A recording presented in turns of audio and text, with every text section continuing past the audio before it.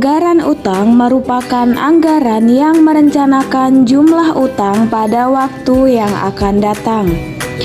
Anggaran utang dapat menunjukkan perubahan jumlah utang, baik berupa tambahan utang baru maupun pengurangannya karena adanya pelunasan oleh perusahaan yang berutang.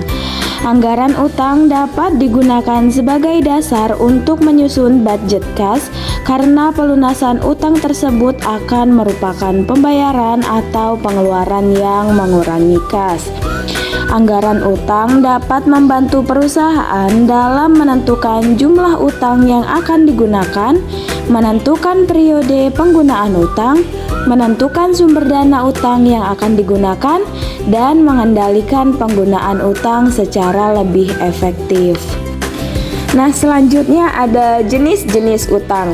Jenis-jenis utang itu ada dua. Yang pertama, utang jangka pendek, dan yang kedua, utang jangka panjang. Utang jangka pendek ini biasanya dilakukan perusahaan untuk keperluan-keperluan seperti pembelian material, bahan pembantu, maupun pinjaman bank untuk keperluan kas.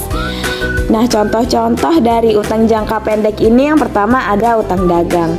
Utang dagang yaitu utang yang muncul dari transaksi jual beli barang secara kredit. Yang kedua ada utang dividen, yaitu utang yang muncul dari pembagian laba perusahaan kepada pemegang saham. Yang ketiga, utang gaji atau upah, yaitu utang yang muncul dari gaji atau upah pegawai yang masih harus dibayar.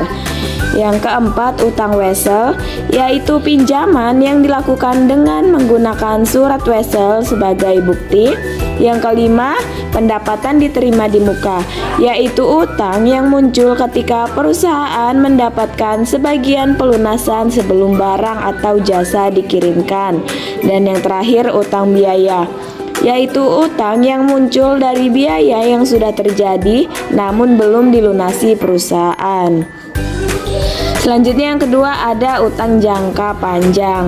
Utang jangka panjang ini biasanya dilakukan untuk kepentingan pembelian aktiva tetap dan pembiayaan investasi yang jumlahnya relatif besar. Baik utang jangka pendek maupun utang jangka panjang perlu direncanakan dan disusun anggarannya agar dapat memperlancar jalannya perusahaan. Nah, di sini kita akan membahas mengenai tujuan dari anggaran utang terlebih dahulu. Sebenarnya apa sih tujuan dari anggaran utang itu? Nah, yang pertama, memenuhi kebutuhan pendanaan. Anggaran utang membantu memastikan bahwa dana tersedia untuk membiayai kebutuhan yang mendesak ataupun proyek strategis seperti pembangunan infrastruktur, ekspansi usaha, ataupun pembelian aset penting yang tidak bisa dibiayai dari kas internal. Yang kedua, mengontrol dan merencanakan penggunaan utang. Dengan adanya anggaran utang, penggunaan utang menjadi lebih terkontrol dan terencana. Hal ini memastikan bahwa setiap pinjaman digunakan secara efektif sesuai dengan prioritas organisasi. Yang ketiga, menjaga keseimbangan arus kas. Anggaran utang membantu mengelola arus kas dengan baik, terutama ketika terjadi kesenjangan antara pendapatan dan pengeluaran. Dengan demikian, operasional tetap berjalan lancar tanpa hambatan keuangan. Yang keempat, mengoptimalkan struktur modal. Menentukan proporsi yang tepat antara utang dan ekuitas adalah langkah penting untuk menjaga stabilitas keuangan. Anggaran utang membantu mencapai keseimbangan agar dapat memaksimalkan nilai organisasi. Yang kelima, mengurangi resiko finansial. Dengan perencanaan pembayaran utang yang terstruktur, risiko gagal bayar ataupun krisis keuangan dapat diminimalisir sehingga keberlanjutan usaha tetap terjaga. Nah, untuk selanjutnya, manfaat anggaran utang. Yang pertama, menyediakan kapasitas pendanaan. Dengan anggaran utang, organisasi memiliki kepastian akan ketersediaan dana untuk memenuhi kebutuhan jangka pendek maupun jangka panjang tanpa mengganggu operasional rutin. Yang kedua, mendorong pertumbuhan dan investasi. Melalui utang yang dikelola dengan baik, organisasi dapat berinvestasi pada peluang strategis seperti pengembangan produk, modernisasi peralatan, ataupun ekspansi pasar. Yang ketiga, efisiensi penggunaan dana. Anggaran utang memastikan bahwa setiap pinjaman digunakan sesuai rencana, sehingga pengeluaran lebih efisien dan tidak terjadi pemborosan. Yang keempat, meningkatkan kredibilitas di mata kreditur dan investor. Manajemen utang yang baik meningkatkan kepercayaan pihak eksternal seperti bank, investor, ataupun mitra bisnis karena menunjukkan kemampuan organisasi dalam mengelola kewajiban finansial. Nah, dengan tujuan yang jelas dan manfaat yang signifikan, anggaran utang bukan hanya alat untuk pengelolaan keuangan, tetapi juga strategi untuk mendukung pertumbuhan dan keberlanjutan organisasi. Selanjutnya kita akan membahas tentang anggaran modal. Nah, apa sih anggaran modal itu? Anggaran modal adalah rencana untuk mengalokasikan sumber daya keuangan ke proyek atau investasi jangka panjang yang mencakup pembelian aset tetap seperti gedung, mesin, atau kendaraan. Berikut adalah beberapa tujuan dari penyusunan anggaran modal. Yang pertama, merencanakan investasi yang efektif. Kedua, mengevaluasi kelayakan proyek. Ketiga, mengoptimalisasi penggunaan sumber daya. Keempat, mendukung pertumbuhan dan ekspansi perusahaan.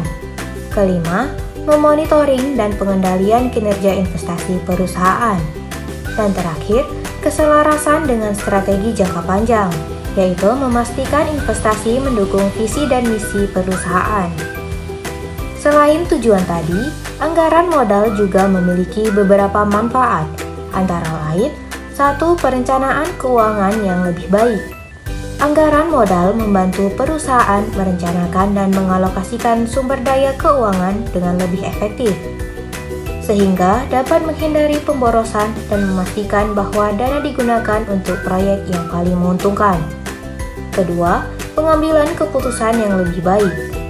Dengan adanya anggaran modal, manajemen dapat mengevaluasi berbagai proyek investasi dan memilih yang paling sesuai dengan tujuan strategis perusahaan.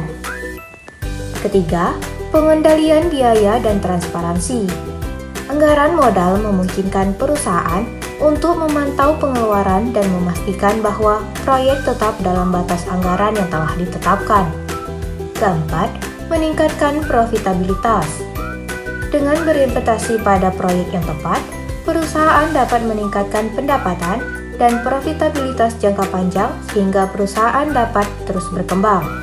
Ada beberapa teknik yang dapat dilakukan dalam menyusun anggaran modal. Yang pertama, teknik analisis kelayakan investasi. Dalam teknik ini, kita dapat menggunakan metode analisis seperti Net Present Value atau NPV, Internal Rate of Return atau IRR, dan Payback Period untuk mengevaluasi potensi proyek investasi. Kedua, teknik prioritaskan proyek, yaitu kategorikan proyek berdasarkan urgensi dan potensi keuntungan untuk menentukan mana yang harus diutamakan. Ketiga, teknik estimasi biaya, yaitu lakukan estimasi biaya yang akurat untuk setiap proyek, termasuk biaya langsung dan tidak langsung. Keempat, teknik proyeksi pendapatan, yaitu perkirakan pendapatan yang diharapkan dari setiap proyek untuk menilai potensi pengembalian investasi. Nah, ada beberapa langkah yang dapat dilakukan dalam menyusun anggaran modal.